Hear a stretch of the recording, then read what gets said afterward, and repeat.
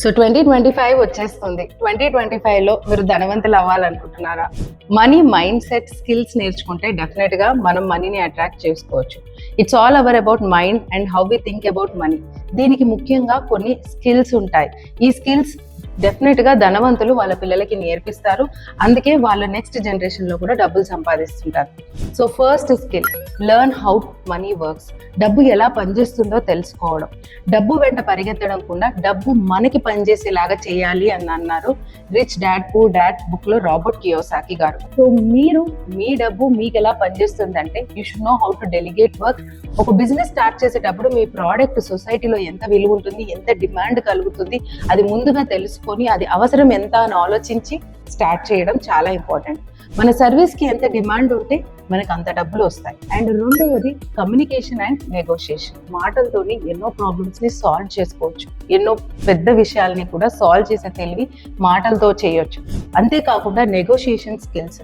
ఒక ప్రాబ్లం వస్తే దాంట్లో కరెక్ట్గా నెగోషియేట్ చేసి మనది విన్ అయ్యేటట్టుగా చేసుకోవాలి అంటే నెగోషియేషన్ కూడా చాలా ఇంపార్టెంట్. మూడవ స్కిల్ ఏంటంటే అసెట్కి లయబిలిటీకి తేడా తెలుసుకోవడం.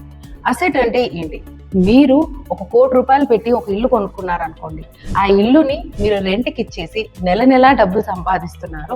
దాని ద్వారా దాని రేటు కూడా, ఆ ఇల్లు రేటు కూడా మెల్లిగా పెరుగుతూనే ఉంటుంది, ఆ స్థలం రేటు కూడా పెరుగుతూనే ఉంటుంది.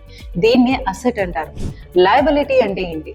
మీరు డబ్బులు ఖర్చు పెట్టిన దానిక, ఫర్ ఎగ్జాంపుల్ మీరు అదే ₹1,00,00,000 తీసుకెళ్ళి ఒక BMW కార్ కొనుక్కున్నారనుకోండి, అది లయబిలిటీ. ఎందుకంటే దాని ద్వారా మీరు డబ్బులు సంపాదించారు, దాని విలువ కూడా పెరగదు తర్వాత.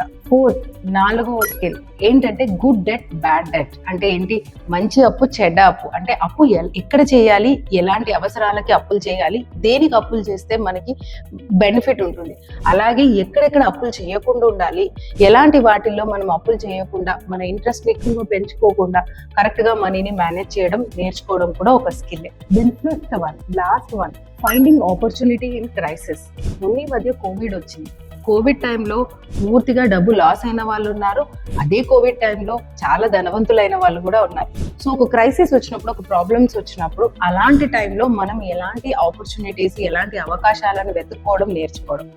And it's very important how to learn problem solving. ఒక ప్రాబ్లం వస్తే దాన్ని ఎలా ఫేస్ చేయాలి, ఎమోషనల్గా ఎంత స్ట్రాంగ్గా ఉండాలి, దాన్ని ఎలా సాల్వ్ చేయాలని ఆలోచించడం చాలా చాలా ఇంపార్టెంట్. సో మీకు ఈ స్కిల్స్ నచ్చితే వెంటనే ఎస్ అని కింద కమెంట్ సెక్షన్ చేయండి. And 2025 will be a great year for you. So మీ అందరికీ మంచి ఇయర్ అవ్వాలి అని కోరుకుంటూ, మీరు కోరుకున్న మేనిఫెస్టేషన్ నేర్చుకోవాలి, హ్యాపీగా ఎంజాయ్ చేయాలని అనుకుంటున్నాను. సో ఇలాంటి వీడియోస్ కావాలంటే don't forget to like, share and subscribe.